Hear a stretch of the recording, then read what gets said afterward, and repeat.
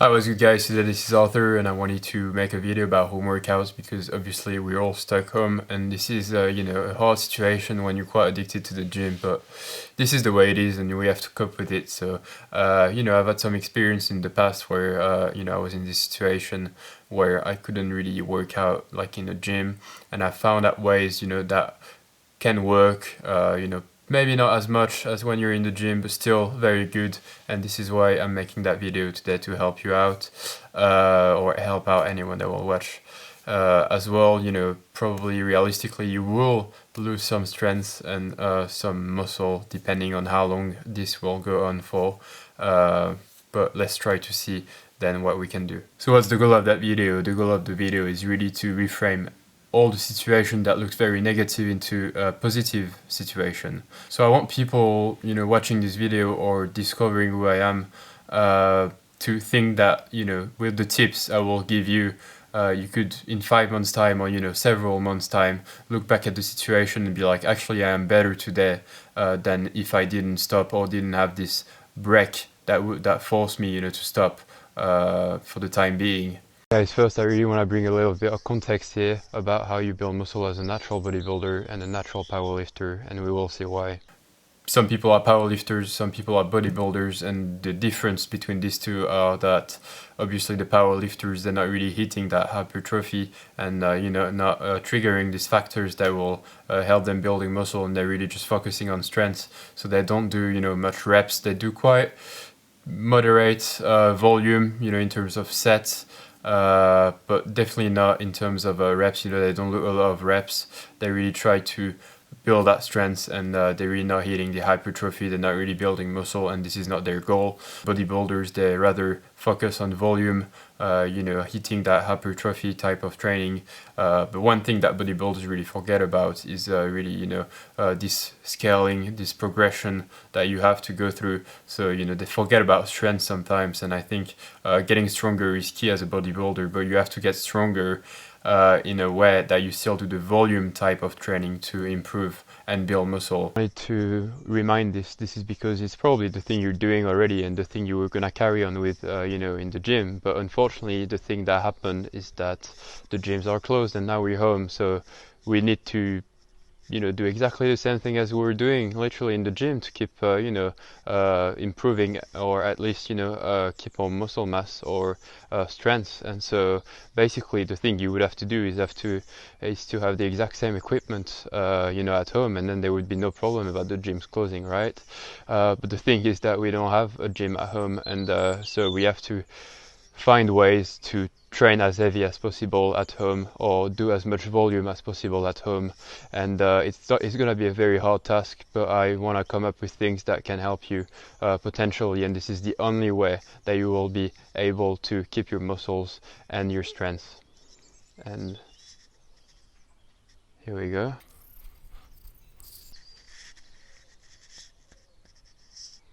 It's not interested. There'll be different type of people, I guess, home right now. Some people have nothing, literally nothing. Some other people have just dumbbells, these classic dumbbells that you had from the past when you started the gym. And some people will have, like me, a bench, dips station and some weights. So yeah, I'm quite lucky because when I was 17, this is what I had and this is what I was working out with. So this is a very good backup for the time being, even though I really can't put as heavy as I normally would in the gym.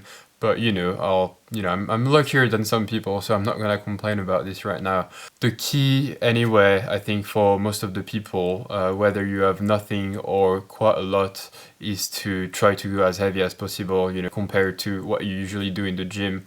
And then, because this is probably gonna be very hard, what I want to suggest today is really try to do as much volume as you can. This is literally the only way to try to keep things up and probably work out actually longer than you would normally do in the gym.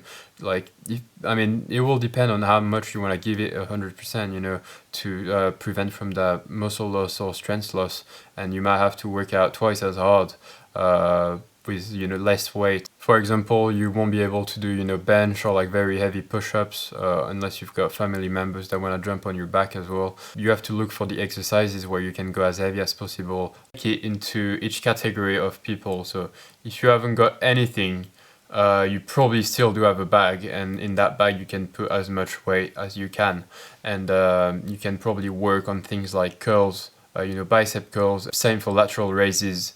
You can probably have a bag and put enough in there so you can do decent lateral raises, and this is what I suggest. For the second category of people, the ones who have some dumbbells, then this is great.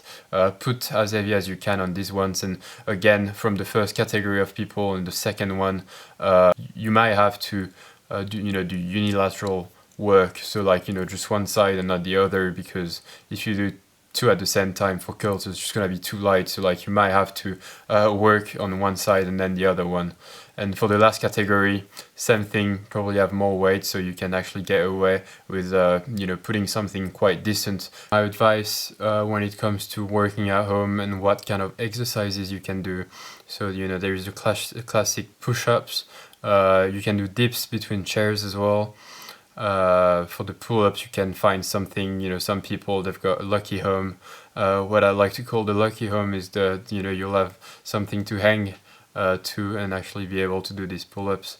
And then, to scale the weights, you can add some something in your bag. So, you're doing still weighted pull-ups or, dips. This is what I would advise you to do. Secondly, I would advise you to specialize into one or two exercises, not too much, because you don't have time to focus on everything. Like, you'll just be average at everything. What you want to do is just focus on one or two exercises per muscle group. So like, if you're doing chest, just focus on push-ups and dips and nothing else.